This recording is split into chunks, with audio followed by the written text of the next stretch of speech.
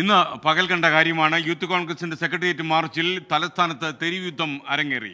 പരമാവധി സംയമനം പാലിച്ച് പോലീസ് പ്രവർത്തകരെ പിരിച്ചുവിടാൻ ഒടുവിൽ ലാത്തി വീശി. സംഘർഷത്തിൽ നിരവധി പോലീസുകാർക്കും യൂത്ത് കോൺഗ്രസ് പ്രവർത്തകർക്കും പരിക്കേറ്റു. പോലീസ് വാഹനങ്ങളും തല്ലി തകർത്തു. സമരം ചെയ്യുന്ന പ്രവർത്തകരെ കയ്യേറ്റം ചെയ്താൽ എണ്ണി തിരിച്ചടിക്കുമെന്ന് പ്രതിപക്ഷ നേതാവ് വി ഡി സതീശൻ ഇന്ന് പറയുന്നതും കേട്ടു.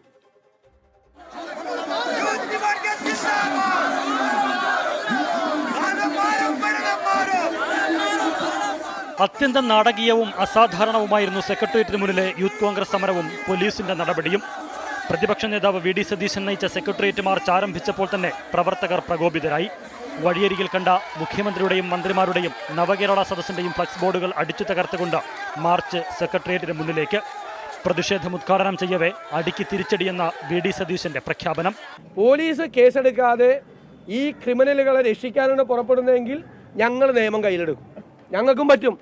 ഈ അടിച്ച ആളുകളെയൊക്കെ തിരിച്ചടിക്കാൻ ഞങ്ങൾക്ക് പറ്റും.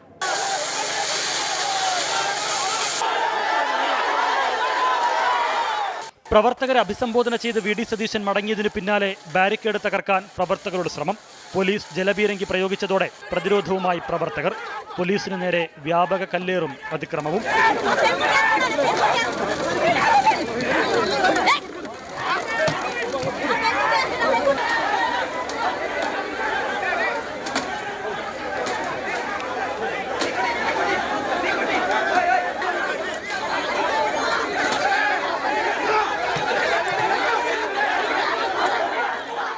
ലാത്തി പിടിച്ചു വാങ്ങിയും പോലീസിന്റെ ഷീൽഡുകൾ അടിച്ചു തകർത്തും യൂത്ത് കോൺഗ്രസ് പ്രവർത്തകർ പോലീസിനെ പരമാവധി പ്രകോപിപ്പിച്ചു. എന്നിട്ടും സംയമനം കൈവിടാത്ത പോലീസിനെയാണ് ഇന്ന് ഭരണസിരാ കേന്ദ്രത്തിന് മുന്നിൽ കണ്ടത്. പോലീസുകാർക്ക് പരിക്കേറ്റതോടെ പ്രവർത്തകരെ പിന്തിരിപ്പിക്കാൻ ഒടുവിൽ പോലീസ് ലാത്തി വീശി.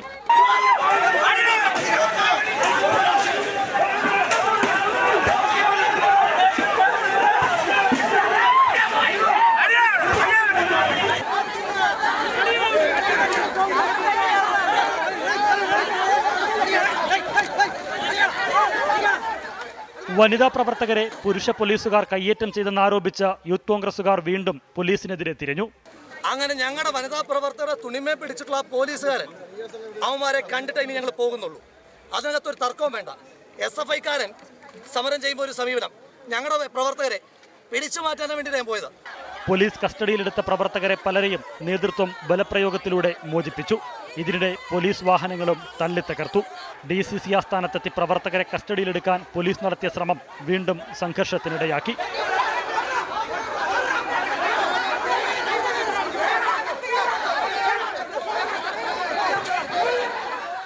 ഏറെ നേരത്തെ പിരിമുറുക്കത്തിനു ശേഷം 2 യൂത്ത് കോൺഗ്രസ് പ്രവർത്തകർ പോലീസ് സ്റ്റേഷനിലെത്തി കീഴടങ്ങിയതോടെയാണ് സംഘർഷത്തിന് അയവ് വന്നത്.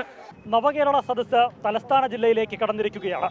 ഇതിനെതിരെ പ്രതിഷേധം ശക്തമാക്കുമെന്ന് പ്രതിപക്ഷം പ്രഖ്യാപിച്ചിട്ടുണ്ട്. ഈ പ്രതിഷേധങ്ങളോടുള്ള ഭരണപക്ഷ യുവജന സംഘടനകളുടെ സമീപനവും ശ്രദ്ധേയമായിരിക്കും. ചുരുക്കത്തിൽ വരും ദിവസങ്ങൾ തലസ്ഥാന നഗരം സമരമുഖരിതമായിരിക്കുമെന്ന് വ്യക്തം. ടീം 24 തിരുവനന്തപുരം. പൊതുജനം കഴുതയല്ല സാർ. തലസ്ഥാന നഗരിയിലെ കാഴ്ചകൾ യഥാവിധം കണ്ട് നമ്മുടെ പ്രേക്ഷകർ നടുങ്ങിപ്പോയിട്ടുണ്ടാകും. അത്ര കൂടുതൽ പ്രശ്നങ്ങളാണ് അവിടെ അരങ്ങേറിയത്. അക്ഷരാർത്ഥത്തിൽ ഒരു തെരുവുയുദ്ധം തന്നെ നടന്നു.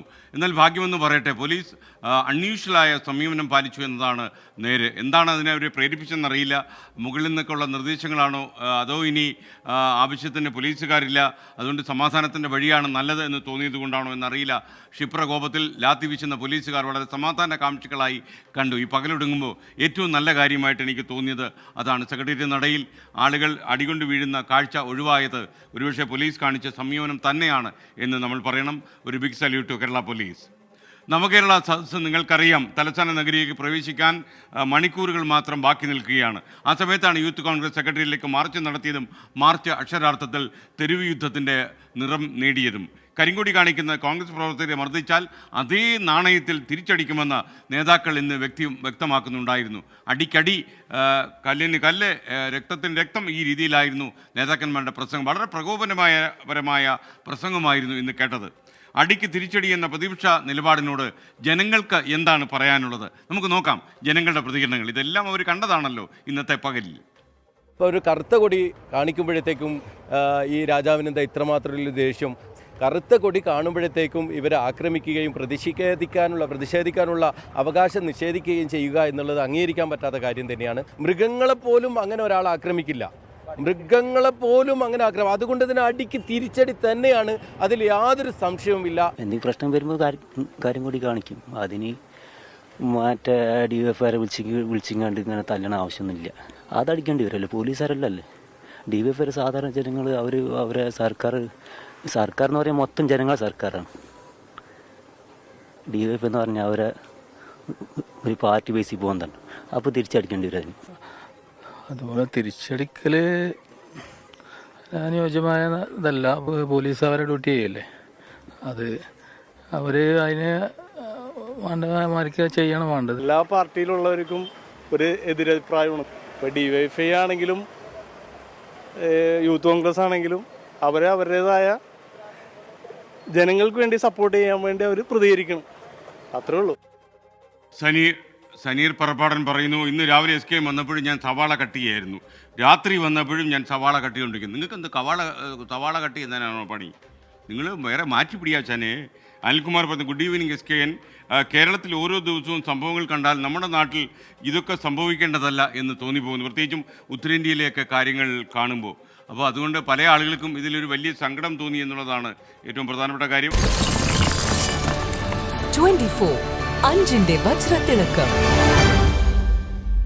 ലോകത്തെവിടെയായാലും ഏത് സമയത്തും 24 വാർത്തകളും ഓഗ്മെന്റഡ് റിയാലിറ്റി പാക്കേജുകളും എക്സ്പ്ലെയിനറുകളും വിശദമായി കാണാൻ ഞങ്ങളുടെ YouTube ചാനൽ നിങ്ങൾക്ക് സബ്സ്ക്രൈബ് ചെയ്യാം.